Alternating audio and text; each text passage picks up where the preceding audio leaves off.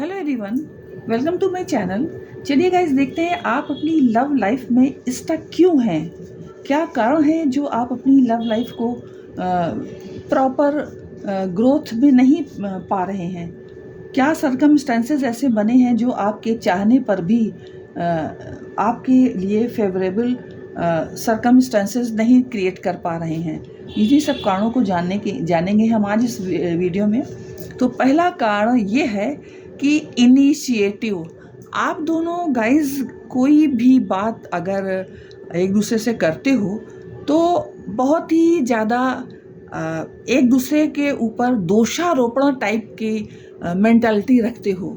आप किसी भी बात को जब करो तो आपके अंदर इस बात का इनिशिएटिव होना चाहिए कि हमारे पार्टनर को हमारी बात अच्छी तरह से समझ में भी आ जाए और उसको स्थिति का भली भांति अनुमान लग जाए कि स्थिति कैसे सरकमस्टेंसेस को फेस कर रहे हैं आप इस समय, और वो आपकी बात से सहमत भी हो जाए, आप पूरी तरह से उसे अपनी बात समझा पाए। तो कहीं ना कहीं आपको शांति से अपने माइंड को रखना है और प्रेम से अपनी हर बात को करने का इनिशिएटिव लेना चाहिए।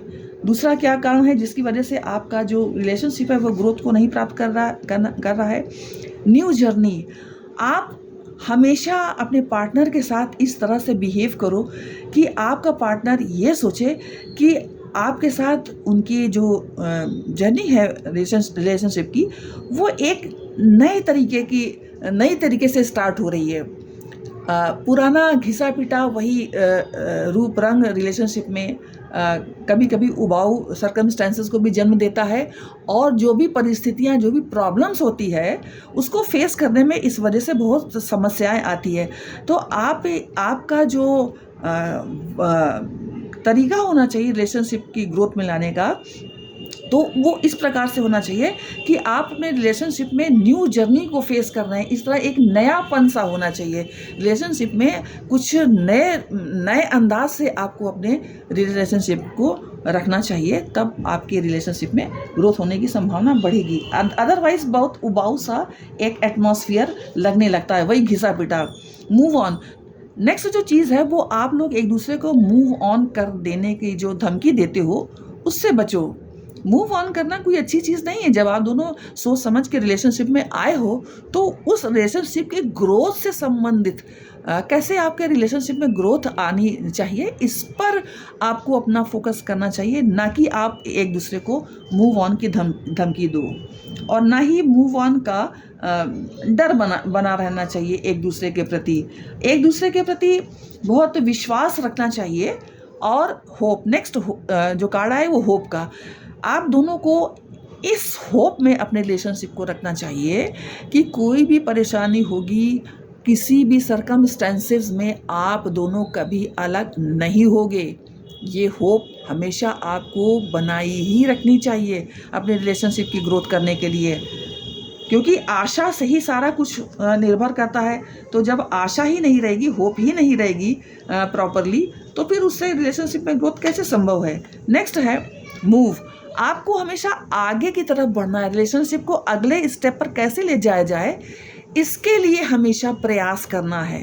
अपने रिलेशनशिप को स्टक सिचुएशन में कभी नहीं रखना है। ये आपको बात ध्यान में रखना चाहिए। फोकस। जो भी कुछ अगर आपके रिलेशनशिप में प्रॉब्लम्स आ रही है उस पर आपको फोकस करना है। कैसे उसे इस तरह से उस प्रॉब्लम को फेस करना है कि जिसमें दोनों ही व्यक्ति सेटिस्फाइड हो, दोनों ही पक्ष, आप और आपका पार्टनर दोनों ही समान रूप से संतोष को प्राप्त करें। ऐसा ना हो कि किसी एक को ज़्यादा संतुष्टि मिले, दूसरा परेशान है। तो अपनी आपकी और आपके पार्टनर की जो प्रॉब्लम है उस पर जो आपका फोकस रहना चाहिए वो बहुत ईमानदारी से रहना चाहिए। नेक्स्ट जो कारण है वो है ऑनेस्टी, जो कि सबसे ज़्यादा ज़रूरी चीज़ है रिलेशनशिप में। एक दूसरे के प्रति ऑनेस्ट रहो। ऐसा नहीं होना चाहिए कि अगर तुम ये नहीं कहोगे तो मैं तुम्हारा साथ छोड़ दूंगा या तुम्हारा साथ छोड़ दूंगी, इस तरह से नहीं। Honesty is the best policy कहा भी गया है, इसलिए रिलेशनशिप में ऑनेस्टी तो सबसे ज़्यादा ज़रूरी चीज़ है। एक दूसरे के प्रति आपको पूर्णतः ईमानदार होना परम आवश्यक है। नेक्स्ट जो कारण है वो है स्टे पॉजिटिव। हमेशा आपको पॉजिटिव बने रहना है। परेशानियां देखिए जीवन का एक बहुत ज़रूरी अंग है, वो तो आती ही रहती हैं, लेकिन उस परेशानी में भी आपको किस प्रकार से पॉजिटिविटी लाना है इसका आपको प्रयास करना है। तो उस प्रयास को करने के लिए आपको स्वयं भी पॉजिटिव होना पड़ेगा।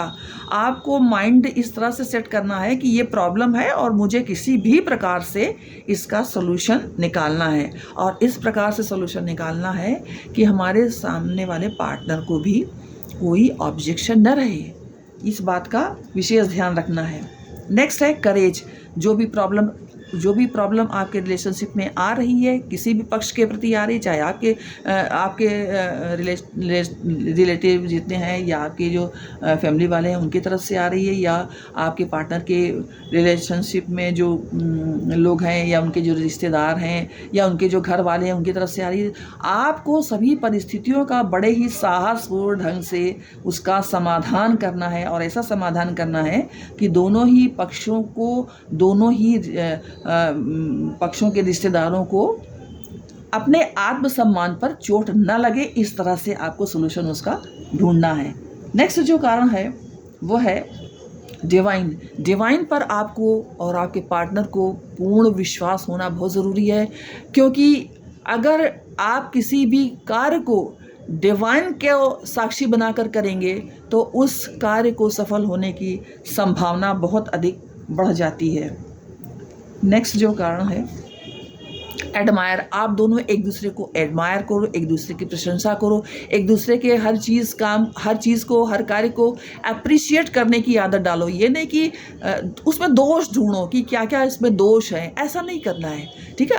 अदरवाइज सामने वाला जो है वो आपसे फिर ये सोचेगा कि अरे इसको तो हमारे में बुराई ही बुराई नज़र आती है, इसको तो मुझ में कुछ अच्छाई नज़र ही नहीं आती। तो ये सब जो कारण हैं उन सब की वजह से जो रिलेशनशिप है वो बहुत प्रभावित होती है। आई थिंक आप समझ गए होंगे कि मैं क्या कहना चाहती हूँ। Thank you.